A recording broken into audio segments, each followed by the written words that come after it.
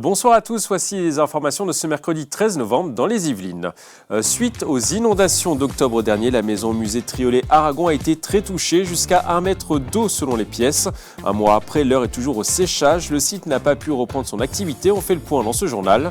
La photographie d'iris attire de plus en plus d'adeptes. Cette technique originale permet de capturer les détails uniques de chaque regard et de les transformer en véritables œuvres d'art. Nous avons testé pour vous cette expérience à Elancourt. Enfin, du tennis fauteuil pour terminer, le comité des Yvelines accueille à Feucherolles un tournoi international de grade 3 jusqu'à ce jeudi. Plusieurs têtes d'affiches françaises aperçues pendant les Jeux paralympiques sont présentes sur ce rendez-vous en simple ou en double. Plus d'informations à suivre.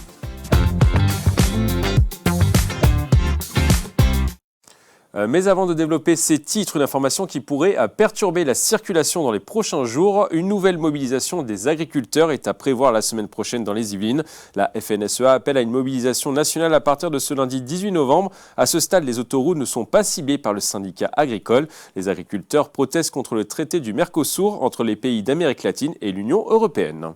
On va maintenant parler des inondations du mois d'octobre. Dans la nuit du 9 au 10 octobre, la maison Triolet Aragon a vu la Rémarde déborder. La maison musée a connu le même sort que de nombreuses habitations dans les Yvelines, jusqu'à 1 mètre d'eau selon les pièces. Un mois après, l'heure est toujours au séchage. Le site n'a pas pu reprendre son activité. On fait le point avec Mélanie Poquet et Mathilde Franco. Il lutte toujours contre l'humidité. Dans le bureau de Louis Aragon, comme dans le salon, la cuisine ou encore les bureaux, l'eau a parfois atteint 1 mètre la nuit du 9 au 10 octobre dernier dans la maison Triolet Aragon. L'eau est partie, elle a laissé une épaisse couche de boue et donc on a beaucoup nettoyé là pendant 15 jours, 3 semaines et maintenant on est en période de déshumidification. Le temps n'aide pas, en plus nous on n'a pas de chauffage en ce moment puisque la chaudière a été sous l'eau également, donc on est en attente des pièces de réparation pour qu'on puisse chauffer le bâtiment, ce qui aiderait beaucoup pour déshumidifier. Toutes les œuvres ont été sauvées, mais une centaine de livres a été touchée, dont une dizaine très fortement. L'équipe estime pour le moment les dégâts à environ 200 000 €, auxquels s'ajoute l'arrêt des activités. Le 12 octobre, la maison aurait dû célébrer ses 30 ans d'ouverture au public. Pour l'instant, on ne sait pas vraiment comment on va pouvoir gérer tout ça, parce qu'il y a à la fois les dégâts matériels, il y a aussi la perte d'activité, puisque là, on ne pense pas réouvrir avant février. C'est notre espoir, en tout cas, c'est l'objectif qu'on s'est fixé, mais ça veut dire qu'on n'a plus d'activité du tout. Et donc oui, on a lancé un appel aux dons, un appel à la générosité publique. Plus de 350 donateurs y ont déjà répondu. Une cinquantaine d'artistes ont remis à la maison des œuvres pour une vente aux enchères pour que cette porte ne soit plus fermée au public.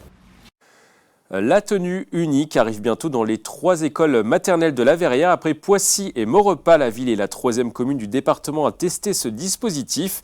En décembre, les établissements vont mettre en place des blouses uniques. Ces dernières seront à porter au-dessus de la tenue de tous les jours. 2 blouses seront données à chaque écolier selon la municipalité. Cette mesure doit permettre d'amener une cohésion entre tous les élèves de la commune. Coût total de l'opération, 10 000 € financés à 50% par l'État et à 50% par la ville. La nouvelle tarification des transports en Ile-de-France vient d'être votée. À partir du 1er janvier 2025. 2 tickets seront proposés et remplaceront tous les autres. Si vous prenez le train, le RER ou le métro, un trajet vous coûtera 2,50 € quelle que soit votre destination, même si vous allez à l'autre bout de l'Île-de-France. Pour le bus ou le tramway, votre trajet sera facturé 2 €, quelle que soit votre destination. En plus de ces 2 tickets, il y aura également un billet à tarif spécifique et unique de 13 € à destination des aéroports. Ces nouveaux tarifs vont concerner 3 millions d'usagers occasionnels. On va maintenant parler d'une tendance. La photographie d'iris attire de plus en plus d'adeptes. Cette technique originale permet de capturer les détails uniques de chaque regard et de les transformer en véritables œuvres d'art. Nous avons testé pour vous cette expérience à Elancourt. Aujourd'hui, on va tester la photographie de l'iris ici à Elancourt chez Frédéric Gras, photographe professionnel depuis 20 ans. C'est quelque chose qui est devenu tendance depuis 2-3 ans. C'est parti.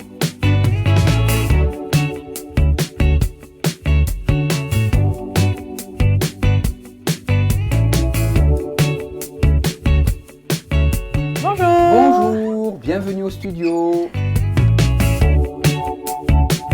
chaque iris est unique, Oui. comme une empreinte Ouais. digitale. Là, chaque iris, il n'y a aucun iris qui est le même. Il y a même des D'accord. choses qu'on ne voit pas à l'œil et que vous allez découvrir une fois que j'aurai fini le traitement, etc. Vous allez être surprise en fait. Ça c'est sûr et certain, c'est le cas pour tout le monde. Donc en fait, chaque photo est unique. Ah, impossible qu'il y ait deux iris identiques.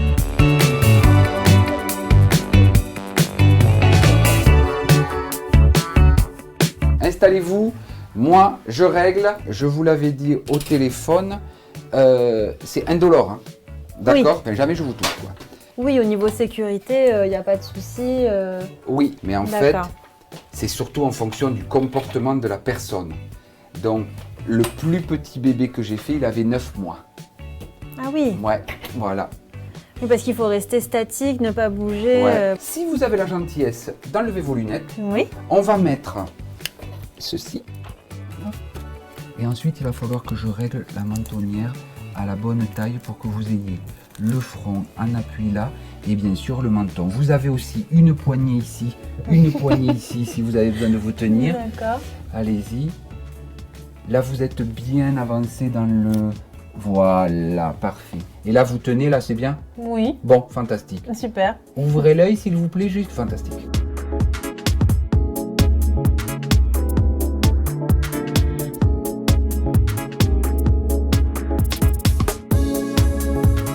Qu'est-ce que vous avez mesuré là? Là, je mesure la quantité de lumière qui arrive sur votre œil pour D'accord. que je puisse régler l'appareil photo et que ça corresponde à quelque chose. À partir de maintenant, moi, je vais m'accouder ici, d'accord? Et quand je vous dis ouvrez, il faut ouvrir au maximum de ce que vous pouvez pour que j'ai l'intégralité de l'iris, d'accord?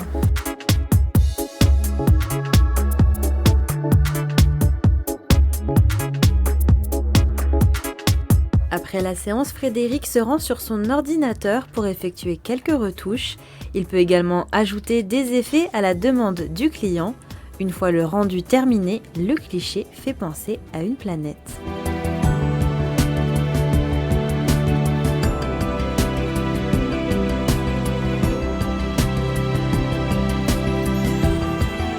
Alors si ça vous intéresse, comptez entre 15 et 30 minutes la séance. Vous pouvez tout à fait le faire en famille ou en couple, c'est tout à fait indolore. Il suffit juste de bien ouvrir l'œil.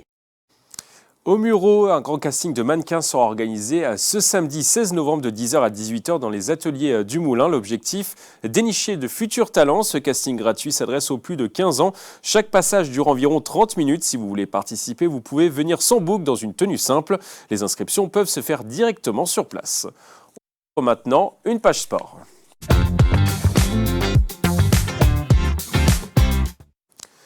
En tennis fauteuil, le comité des Yvelines accueille à Feucherolles le tournoi international de grade 3 jusqu'à ce jeudi. Plusieurs têtes d'affiche françaises aperçues pendant les Jeux paralympiques sont présentes sur ce rendez-vous en simple ou en double. Pour cette 4e édition, il y a une nouvelle fois des sportifs venus du monde entier. On écoute la directrice du tournoi, Laure Moreau.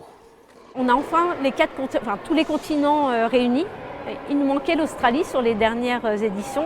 Et cette année, c'est chose faite avec une joueuse qui arrive d'Australie. Donc ça, on est assez fiers, c'est notre petit moment de fierté. Donc évidemment, pas mal d'Européens quand même, mais on a beaucoup de Sud-Américains, Sud-Africains aussi. Donc cette année, les Franciliens sont encore bien représentés. Donc on est assez content en fait de la portée géographique du tournoi. Si vous êtes intéressé, l'événement est ouvert au public. Toujours en tennis, il y a du changement à la présidence du comité des Yvelines. Guillaume Semeria Soucaille, président du tennis club de Buc, vient d'être élu nouveau président du comité lors de la dernière assemblée générale. Il a battu le président sortant Francis Éveillard. Guillaume Semeria Soucaille veut notamment développer le tennis santé, le tennis adapté et le tennis féminin. Il a été élu pour 4 ans dans un département qui compte 44 519 licenciés en 2024. En voile, le Vendée Globe continue pour nos deux Yvelinois, Louis Burton et Éric Bellion, partis dimanche dernier des Sables d'Olonne pour ce tour du monde en solitaire et sans escale. Ils sont actuellement au large du Maroc. Au classement, Louis Burton, originaire de la Selle-les-Bordes, est 7e et le Versaillais Éric Bellion est 36e. Mais la course est encore longue. On termine par du football. Les deux derniers représentants yvelinois de cette Coupe de France 2024-2025 joueront ce week-end pour ce 7e tour de la compétition où le club de R1 recevra Boulogne-sur-Mer qui évolue en National 1. Le match est programmé ce samedi à 14h. De son côté, le FC Versailles, club de N1, ira défier sur son terrain Canet-en-Roussillon qui évolue 2 divisions en dessous. La rencontre est programmée ce samedi à 18h. C'est la fin de ce journal. Merci de l'avoir suivi. Très belle soirée sur TV78.